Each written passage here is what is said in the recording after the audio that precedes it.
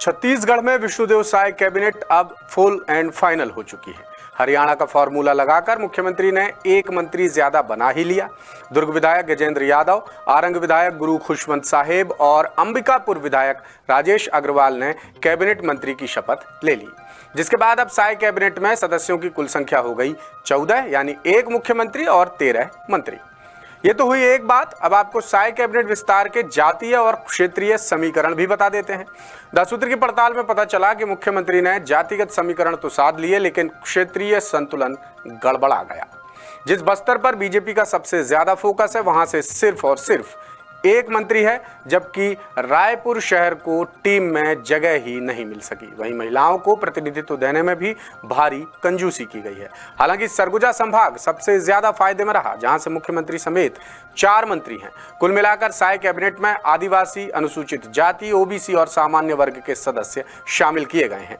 मुख्यमंत्री ने कैसे साधा जातीय समीकरण और कैसे बिगड़ा क्षेत्रीय संतुलन, बता रहे हैं रायपुर से हमारे ब्यूरो चीफ अरुण तिवारी। मैं गजेंद्र बिसरा राम यादव, मैं गुरु खुशवंत साहेब सत्य निष्ठा से प्रतिज्ञा करता हूं कि मैं राजेश अग्रवाल ईश्वर की शपथ लेता हूं।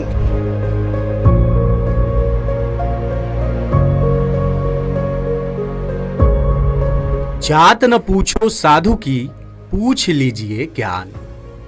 कबीरदास जी की इन पंक्तियों का सियासत से कोई लेना देना नहीं है, क्योंकि सियासत में जाति का ही बोलबाला रहा है और आगे भी बना रहेगा।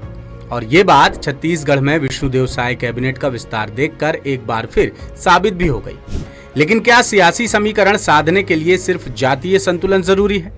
क्षेत्रीय संतुलन को तवज्जो नहीं दी जानी चाहिए? ये सवाल इसलिए उठ रहा है क्योंकि मुख्यमंत्री साय ने कैबिनेट विस्तार में जातिगत समीकरण तो साध लिए, लेकिन क्षेत्रीय संतुलन गड़बड़ा गया। सबसे पहले बात करते हैं सबसे ज्यादा फायदे में रहे सरगुजा संभाग की, जहां से खुद मुख्यमंत्री विष्णुदेव साय आते हैं। और कैबिनेट विस्तार में सरगुजा से ही एक और मंत्री राजेश अग्रवाल को भी ले लिया गया। इस तरह सरगुजा संभाग से अब मुख्यमंत्री समेत कुल 5 मंत्री हो गए, जिनमें अग्रवाल को मिलाकर लक्ष्मी राजवाड़े, रामविचार नेताम और श्याम बिहारी जायसवाल शामिल हैं। बिलासपुर संभाग से 3 मंत्री आते हैं, जिनमें डिप्टी सीएम अरुण साव, वित्त मंत्री डॉक्टर ओपी चौधरी और लखनलाल देवांगन शुमार हैं। दुर्ग संभाग से डिप्टी सीएम विजय शर्मा और दयालदास बघेल के बाद अब गजेंद्र यादव का नाम भी शामिल हो गया, यानी यहां से अब कुल 3 मंत्री हो गए। रायपुर संभाग से टंकराम वर्मा पहले से थे और अब गुरु खुशवंत साहेब को मिलाकर कुल 2 मंत्री हो गए। अब बच गया बस्तर, जहां से सिर्फ केदार कश्यप आते हैं, जबकि फिलहाल बीजेपी सरकार का सबसे ज्यादा फोकस बस्तर पर ही है। इसके बावजूद यहां से कैबिनेट विस्तार में किसी नेता को तवज्जो नहीं दी गई। मुख्यमंत्री की 14 सदस्यों की टीम में रायपुर शहर से भी किसी को जगह ही नहीं मिल पाई। छत्तीसगढ़ में शायद ये पहली बार हुआ है जब लोकल रायपुर से कोई मंत्री ना बना हो।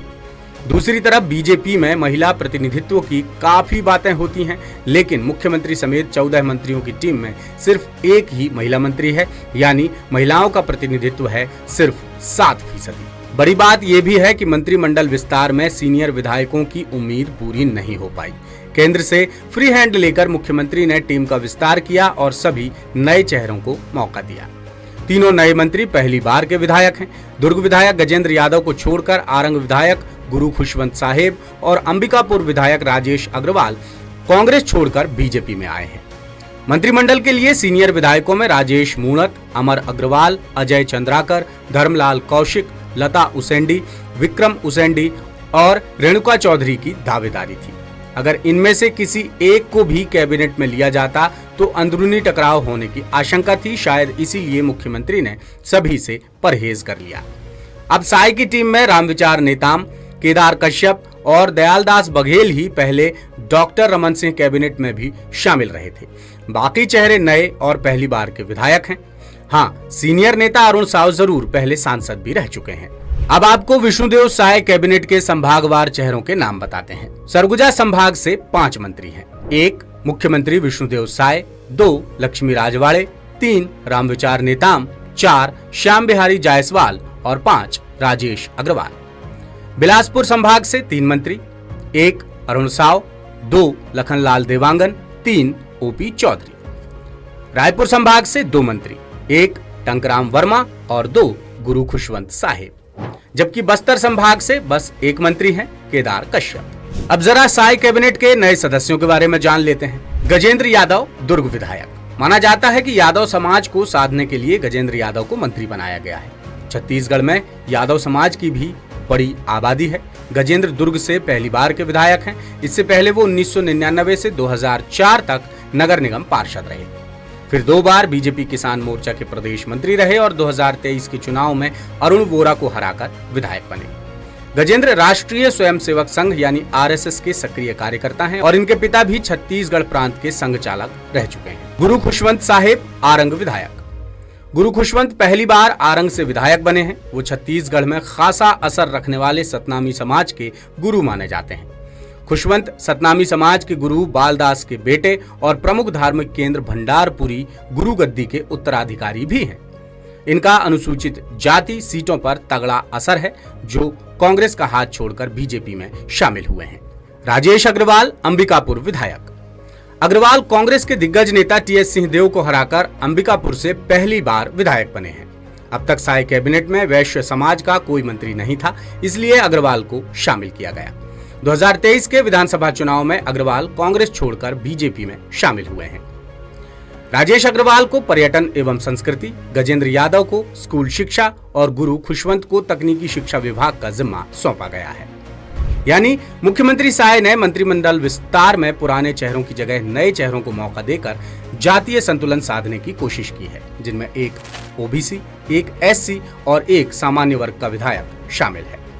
जानकार बताते हैं कि साय कैबिनेट में हरियाणा का फॉर्मूला अपनाया गया है।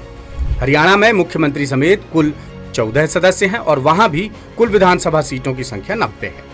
इसी तर्ज पर छत्तीसगढ़ की नई कैबिनेट में भी मुख्यमंत्री समेत 14 सदस्य हो गए हैं। अब तक छत्तीसगढ़ में 12 मंत्री ही रहे हैं, लेकिन इस बार 13 मंत्री बनाए गए हैं। दरअसल मंत्रिमंडल विधानसभा के कुल सदस्यों के 15% के हिसाब से बनाया जाता है, यानी कैबिनेट में कुल 13.5 यानी 14 सदस्य तक हो सकते हैं, जिनमें मुख्यमंत्री भी शामिल होते हैं। बहरहाल नई कैबिनेट में नए चेहरों को तवज्जो मिलने से सीनियर नेताओं के हिस्से में बड़ी मायूसी आई है। वहीं जातीय समीकरण साधने के फेर में बिगड़ा क्षेत्रीय संतुलन का क्या और कितना असर पड़ेगा, ये भी देखने वाली बात होगी। लेटेस्ट, इन्वेस्टिगेटिव और इन डेप्थ खबरें देखने के लिए ज्वाइन कीजिए द सूत्र का व्हाट्सएप चैनल, सब्सक्राइब कीजिए यूट्यूब चैनल, लाइक कीजिए फेसबुक पेज और पढ़ते रहिए वेबसाइट www.daसूत्र.com।